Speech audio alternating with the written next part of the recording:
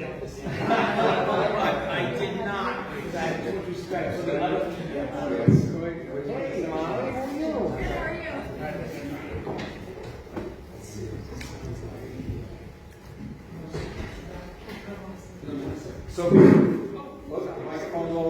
So before we start, I just want to let you know that the committee is downstairs waiting for them. So we're going to try to keep this as brief as possible. They'll answer some of your questions, but we will have all the documents prepared for you downstairs as soon as we start. I think we're going to try to start pretty soon, right after this briefing. So Sure, and it's going to be short also because we had an earlier briefing today, as you all know. so we'll turn it over to Speaker Shekarchi. You okay? Back off, you could back off. How's that? Much better. All right, thank you. Whenever you're ready, happy to answer any questions. I want to first of all, obviously, thank the chairman and our fiscal staff with Sharon Reynolds for leading them. But this has been an incredibly challenging budget for a host of different reasons. Primarily because of the excess funds we have through opera, there has been an inordinate amount of requests. At one point it was 12 billion, I think that's gone up exponentially since then. We have tried to look at balancing not only the needs of the community as well as what we can do to keep the economy in our state prepared for the future. We have focused on significant investments versus ongoing spending. This money that we have in the budget has been one-time money. We had a lot more work to do than usual to ensure that opera funds were spent in the right time frame. What people don't realize about opera is there are federal restrictions on when and where and how we spend money. We have targeted, as we talked about this morning, earlier this afternoon, taxpayer relief. We obviously supported existing programs and entities. We fixed long-term standing problems. We had a quirk in our pension law. There was a tune of $61 million pension payment that put that back in a right frame. We looked at school infrastructure and state infrastructure and how we can meet the needs of that. We took a look at the DCYF facility issues, and we have allocated substantial funds to address those issues. We made investments in healthcare, our workforce, as well as the rate paid to our workers. The overall theme here is we position the state to withstand another downturn. We have a major infusion into our unemployment trust fund to help our small business community and our business community in Rhode Island. We've made a major focus strategically looking at long-term solutions for mental health, behavior health, our staff, our rates, and our facilities. We've also addressed short-term provider issues and set the state on a path for long-term solutions and hopefully sustainability. As the governor stated earlier today, we're number 2 in the Moody's Build Back Better, Recovery Better Index. We want to continue. We want the state to do well, be a good, strong economic things, but we have headwinds. We have national headwinds. We have inflation. We have gas prices that are rising. We have interest rates that are rising. So we have to be careful about this. We have allocated all of the money. I want to open up to questions. Before I do that, I want to thank, again, the chairman. But this has been a team effort. And my team is headed by one person, which is my good friend, Chris Blazajewski. He's been by my side at every single budget briefing I've had. He and the chairman both have been invaluable to me. I want to thank the committee who are waiting downstairs for their patience, their deliberation, the hours, maybe hundreds of hours they've had over this session, listening to budget requests, opera requests, listening to the administration, going through every budget article, going through the amended articles, and going through a series of bills. This has been a very open, transparent, collaborative process, and I want to say thank you for your patience this evening. We just finished the budget. I'll be happy to answer any questions. Does the budget use all of the surplus? All the money in the budget has been allocated. Would you break down the surplus is almost $900 million? Would you break down some of the biggest pieces of that and explain the uses? Well, I think we did that today when we talked about, roughly over 200 million of that is going to be returned return. I also want to give you an updated information. I think earlier today, I said that child care tax credit would be something that you would get on your income tax. I have some updated information. That money will actually be returned to people this year in the form of a check sometime in the fall. So people will not have to wait for that payment. If you're eligible to, or we went through the eligibility requirements, that money will be mailed to people who qualify for that. And DOA, which is the Department of Administration, Division of Taxation, has the current information to effectuate that, hopefully sometime this fall. It's a child care. That's correct. Did you make any changes to the governor's proposed uses of the Rescue Plan Act money? Yes. Could you outline So those? it's 250 million, we've kept the same for affordable housing.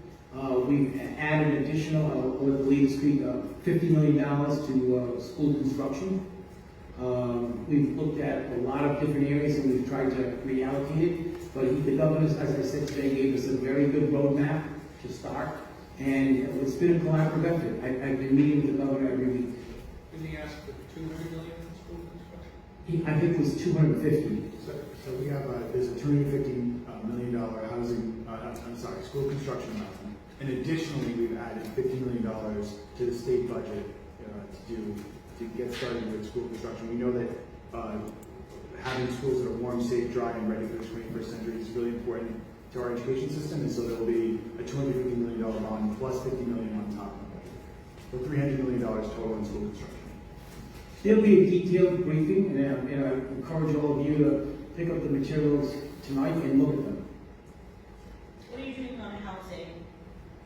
The governor has allocated $250 million, and we are going to use that. We have tried to direct that in certain ways, but the overwhelming $250 million is a commitment that we thought that was the right amount at the right time in terms of the ability to spend it and get it out right away, Steph. And the other part of that, which is I think is important to understand, is that's that one-time allocation. The housing production fund will continue. All of the great reforms we did will continue as well. The Pay for Success program for homeless, I believe there's also an allocation on that for some homeless infrastructure. We want to build permanent housing for homeless people here in Rhode Island. We're looking at a lot of different options, but 250 was the right number. We did not increase it or decrease it. We maybe just targeted some way, but the other programs are also, when you hear a number like 250 million, you think that's a lot, but it's actually even more because that's a one-time payment. There's still the regular state allocation into the housing production fund, and this has been a banner year for real estate sales. So that fund is generating some really good income. What are you doing about psychiatric facilities? You mentioned 50 CYF. So there's two issues in the issue. There's what we call the school for girls that is currently being out of state.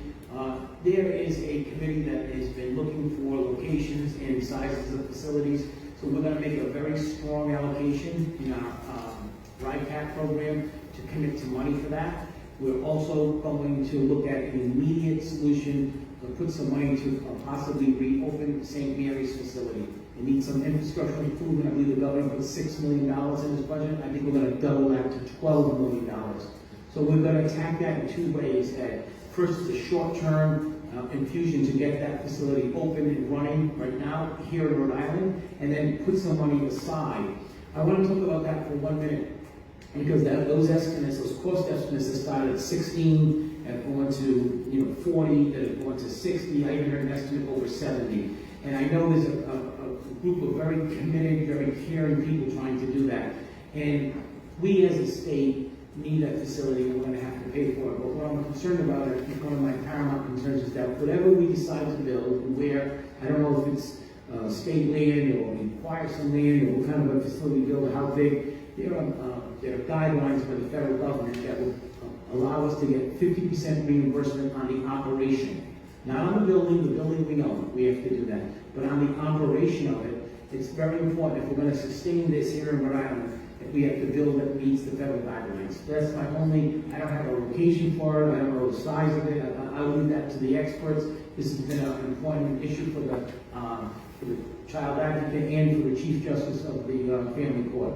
We're gonna put money in right capital, we're gonna make an investment, earmark it for that, not spend it, but earmark it for that until we know what's gonna happen where. I don't wanna get one big bill in a year or two. I wish we could just build a facility immediately, but the reality is to find some land, draft some plans, and build it will take years to do. So it's 12 million for short term, and how much are you putting in like that? I believe it's 40 million, 40 or 50? $50 million. Did you add any tax or fee increases to the governor's proposal? Sorry? Did you add any tax or fee increases to the governor's proposal? No, we do not. There are no tax increases in this budget or fee improvements. Am I correct? Speaker, I'm sorry? Will that pipe replacement, I don't believe there's any money in there for that, and I'll tell you why, Steve. The infrastructure money, there's a special allocation for that, for lead pipe replacement in there. Speaker, the troubled Tidewater Landing air quotes investment, will there be a bailout from the state, or will that be forced to go through the Commerce Corporation? So you asked me that question earlier today, and you said, what is in the budget for Pawtucket for the Tidewater Landing? So I can tell you all, there is no allocation for this, for the city of Pawtucket or for Tidewater in this budget. I will tell you that I have not received a formal ask in terms of a budget article from the administration or for Commerce. I have been aware and been briefed of what's been going on. If at some future point there is an ask, it will be given fair consideration, but it will be done through the House Finance Committee, through an open process and a hearing before the House Finance Committee, and it will be thoroughly vetted, and the state will do its due diligence to make a decision. So I'm not committing we're doing anything, we're not doing it. I was saying if I get a formal ask, we'll go through the normal process that we do. Thank you. The city has not made any formal ask of the state or the General Assembly for any funds for Tidewater. We've had discussions about a lot of different options, but there's been no formal ask, there's been no budget article by the administration of the city. Speaker, funding the municipal learning centers, Yes, we did not do that this year. you took that. Why? Because it's a new program, and we kind of try to concentrate on existing programs, and it's it's untested. And I think there's some merit in it, to be quite honest with you, but I think it needs to be, really to say this business a little bit more baked. I think the details need to be out there. I think there's a lot more information from cities and towns. There was not a lot of interest from my colleagues in the House about municipal learning, and we decided to reallocate the money in other areas in the budget for education. You said, Well, just one at a time. Go ahead, sorry, Ian. did you finish, Steph? Oh, I was just curious, is there anything else that he proposed that you took out? The higher ed academies. Same reason. Okay. Not any other reason other than it was a new program. Shannon Gilkey did a good presentation, and again, it has a lot of merit. But we want to kind of finish the work that we're doing, making sure that the other parts of government are up and running. But this is something we'd certainly consider again in January. Would you elaborate on your categories, on your view of the budget as preparing the state for another downturn? How does it do that? I think we sustain, we fund our programs, we take care of one-time allocations that need to be fixed. We try to look at putting money into infrastructure, that once the infrastructure has been completed, there are no ongoing expenses for that. Is there any money either way in the budget for driver's permits that are undocumented? Any budget impact at all? No, I don't think there's any money in the budget for that. But that bill is still under consideration. Are you keeping in that $108 million for the new building in San Bruno? Yes. And that hasn't changed? No. Any concerns given the price increases that we're seeing in Pawtucket that that's going to be the cost actually? Well, there are concerns, absolutely. We need to see more information, but we know it's going to cost something, so we want to put some money aside for that. So again, same process with the girls' school, that we have allocated some money aside, so we don't have that, that's the point that Ian just made about how are you putting yourself on a path, because we know we're going to have to do something there. Might not be between now and June 1st, may not be, but we know we're going to do it. It's prudent to make these down payments, or at least put money aside. In the real estate business, you put money in escrow because you're going to have an expense, so we need to put money in escrow. Grand total spending number is $13.6 billion. Is free rip included in that? Very interesting point. No, free RIPTA is not, but we are going to put a pilot program for RIPTA's busiest route. I think it's the R route, R line, and that's going to start sometime in the fall for free RIPTA. And we're going to see how that goes and see how that affects ridership. It's a 1-year pilot program, and depending on how that goes, we will look to expand that. That's another part of, we want to do something for everybody. So there's people who don't have cars and they take the bus. So we want to give them a little bit of a benefit. By the way, that our line is, I've been told, is like the busiest RIPTA line. What do you say to people who are concerned by the growth in the amount of the budget over time? I understand that as a valid concern. I'm concerned with the growth, but the other alternative is, what do? We don't take advantage of federal money. That to me is kind of short-sighted. If there's an opportunity for a federal dollar available to the state of Rhode Island, I want it, and I want to spend it wisely and prudently because we have needs. So I want to take advantage of that, and I think that you'll see in the overall theme, if you watch the briefing that Sharon will do downstairs and before the Finance Committee, that these allocations, these funds that have been allocated are one-time funds, and I look at them as a bridge to solve some problems the state has had for a long time. I look at it as a bridge to eliminate taxes on some of our Rhode Islanders. Some of that's long-term, some of that's permanent. And I look at it as if we don't take advantage and spend the money that's available to us, some of the state would get it. With the car tax relief, how much could the average driver in Rhode Island save, and when could they see that relief? They will see it immediately in the fact that they won't get a car tax bill July 1st. So it depends on how much your car is valued and what town you live in. So some towns tax them at different rates. So, are you funding the engineering study for the suicide barriers on the state bridges? yes, we are. We have allocated $1 million for that. I believe it's going to be done by Bridge and Turnpike Authority. And we're going to study that issue. That's a very, very emotional issue. I want to, Chairman Solomon in our House Corporations Committee, it has been his #1 priority. So we wanted to do that, and it meant a lot to a lot of people. I've heard from people who lost family members, and we need to look at that. I have no idea what that cost will be, and I have no idea what we'll do, but I think it's important that we at least show people who are very concerned that we're taking this issue seriously, including the Good Samaritans over Rhode Island. Mr. Speaker, one of the more provocative hearings this year was the parents involved in supporting the Ombudsman bill for special education. Is that bill still alive? Is there any money available for that program? The bill is still alive, but I don't believe it belongs in the budget. Am I correct? It's not in the budget. Is there any overall Department of Human Services or is funding requested? It's funding the way the governor requested. We're going to put some language in there. It's a very department in need of a lot of attention, and we don't want to violate separation of powers, but the General Assembly is very concerned. We want to watch out what's going on there. We want to make sure they can fill those positions, just like everybody else in state government and outside state government. We're having trouble filling positions. I believe on Monday, the union and the state entered into some kind of a special arrangement agreement, which allows some temporary, private consultants to be brought in. That department has a lot of obligations to be met, including the recertification of Medicaid people who haven't been certified over 2 years because of the pandemic, and people who are on SNAP. And it's very important that we as a state, and it's extremely important to my membership in the House, that all of those who are eligible for those federal programs receive them. Is that Deloitte coming in? Yes, that's Deloitte. So, we have concerns. There were a lot of concerns raised about Deloitte or any privatization company per se, but we can't let those concerns prevent the state from doing its job to recertify, because there are probably people who are not going to be eligible. And we want to make sure that the ones who are eligible remain and getting that assistance.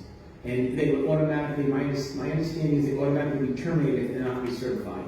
So we need to bring in the bodies to certify them. And I you know, it's not an easy thing to bring in an outside consultant, but to do work. But we are going to be assured that the state will monitor, requiring regular reports, even when we're not in session. We want to make sure the state continues to fill those state positions with permanent employees to address this issue. This has been a concern of Chairman Corbasi and Representative Jello. And if you know anything about the two of them, they're on the opposite ends of the political spectrum, but this has been very dear to their heart, and they've worked very hard, and they've met with the administration many times on that as well. Speaker, the school lunch program, there's a lot of fear and consternation and confusion out there about COVID-era school lunch issues that effectively go off the cliff at the end of this fiscal year. Has that been addressed at all in this budget? I don't believe so. No. Yeah, that's a staff.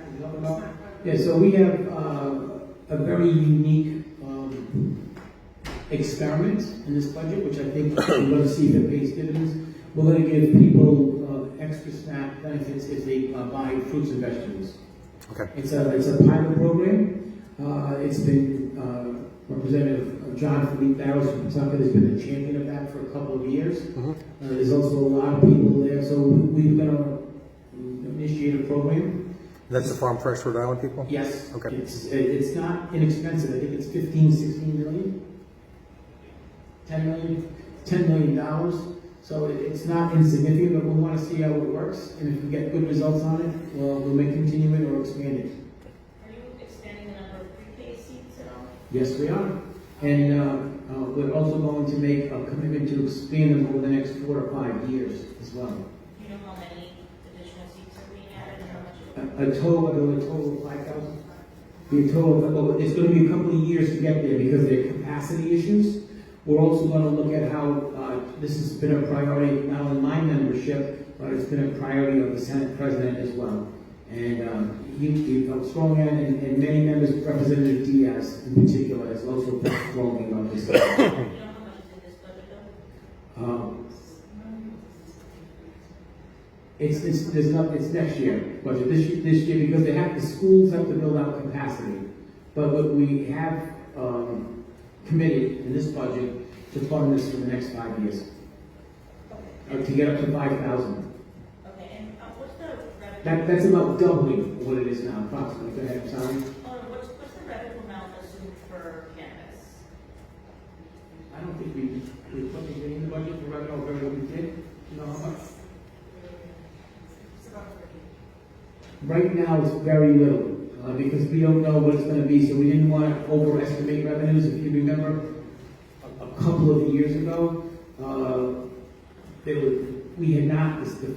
Supreme Court did not legalize sports betting.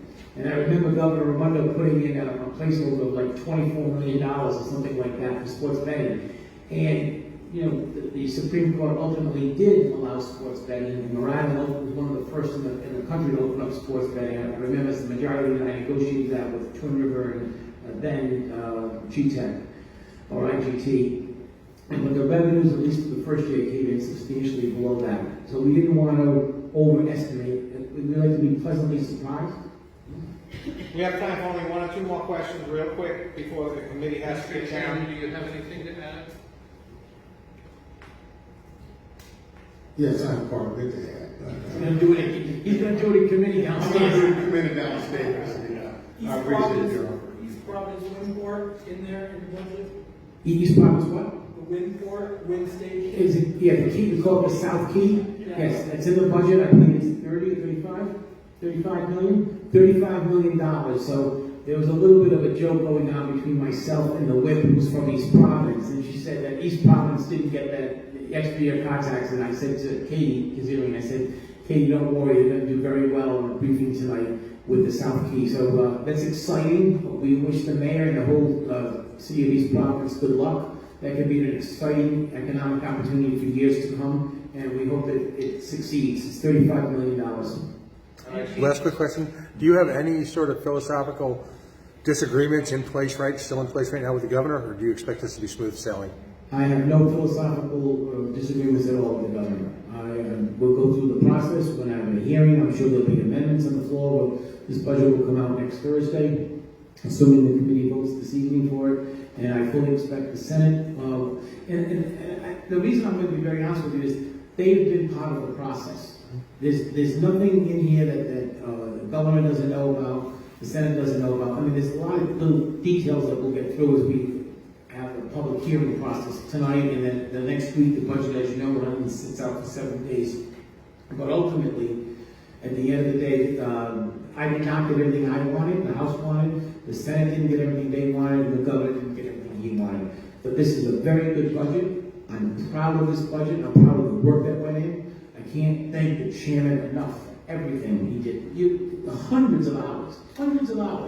Drives up from Newport, drives home 10, 11, midnight to Newport. Not an easy thing. And all of the committee members, even the aldermen, they put a lot of hours in. And I want to thank them. So you wasted that in there that you did, Look, that you wanted that you didn't get. I'll take that over. I want to get the hearing going and everything else going. I think it's important to do that. Thank you. Thank you all, and thank you for your patience tonight.